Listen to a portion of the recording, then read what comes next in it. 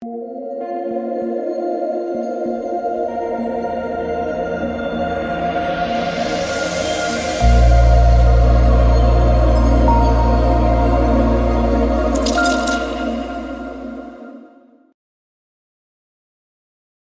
is a PSA. The XFL board has dropped, and my oh my, there is an absolutely massive edge on this board. Let's cover the reasons why there is such a big edge right now. It is Thursday, mid-afternoon.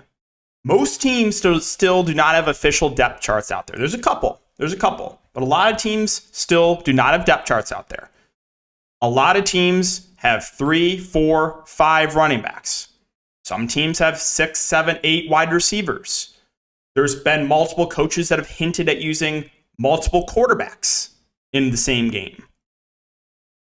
So I'm not really going to be saying to take this prop, take this prop, take this prop.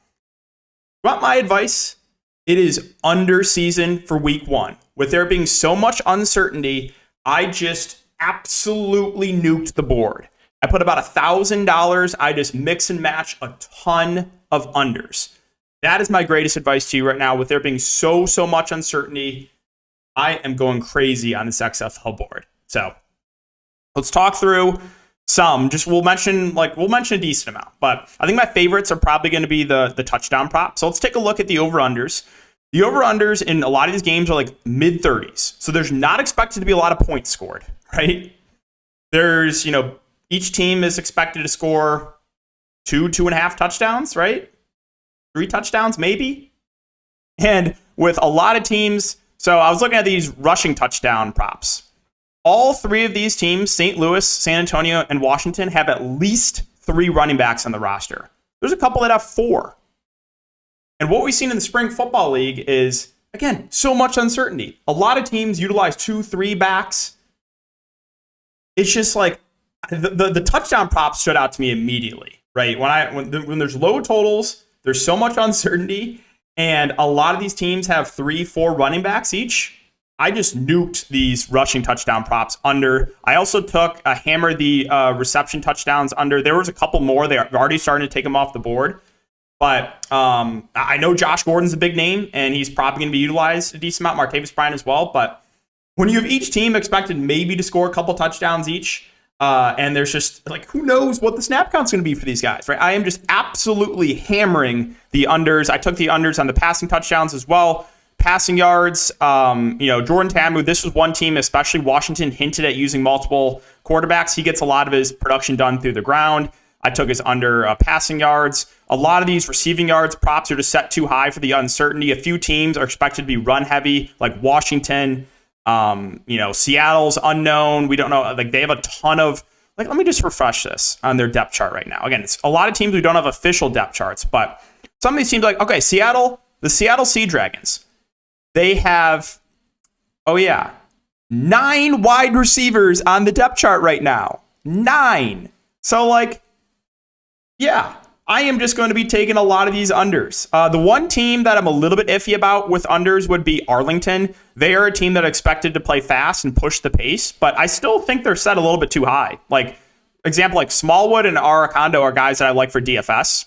I'll probably be playing some Arlington guys in DFS, but we still don't know.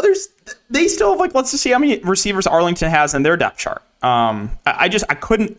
This is exactly what I did for USFL Week 1. I just hammered unders.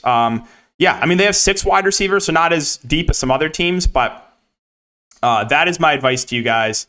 I'm really liking this board. I dropped a nuke. So hope this video helps. Again, this is the biggest edge right now is the Spring Football League. There's no props out there, right? There's not you can compare these to any boards. And I'm just telling you right now, I've been digging into the XFL for the last week. There's a few teams that have depth charts. A lot of teams, we have no idea what's going to happen. There's no beat writers. There's just so much up in the air. And with not a lot of projected offense to be scored, or look totals in the low to mid 30s. Yeah. Again, I'm dropping a lot of nukes here. My favorite, I think, are probably the touchdown props, but a majority of the board I am going crazy on. So, all I know it's not like a specific video where I'm telling you, oh, you got to take this one, you got to take this one, you got to take this one. But I just mixed and matched a ton. Some of these are already getting bumped, but that is my greatest advice to you guys for XFL Week 1. If you're going to play, just take the unders. Just take the unders. There's still, like, we don't know. We're probably going to have a little bit of a better idea going Friday night, going into game day Saturday. And if you want to wait, fine. But I think there's going to be a decent amount that will be bumped. I saw Prizepicks posted about XFL, and I immediately looked at the board. I'm like, wow, a lot of these are just way, way too high. I saw a lot of the fish just hammering overs. I'm like, yeah, that's good for us. Hopefully they bump some of these up. But yeah, there's not a lot of information out there right now. A lot of teams have 3, 4, 5 running backs. Some teams have 8, 9 wide receivers. We have no idea how they're going to mix in, what the snap counts are going to be. Are these teams even going to be able to move the ball? So that's my XFL video for you guys. I am excited for this. I'm excited for DFS. I'm excited for Prizepicks. And yeah, I just literally dropped about $1,000 on this board right now. So that's going to wrap it up for the video. If you have been enjoying, make sure to like, subscribe, hit the notification bell. We'll have a better idea going into week 2, right? We can take a look at snap counts. We can take a look at, how teams run their offense. Are they running fast or running slow? But yeah, that's going to be the video for XFL Week 1. So hopefully that helps. Good luck, and we'll see you guys all in the next video.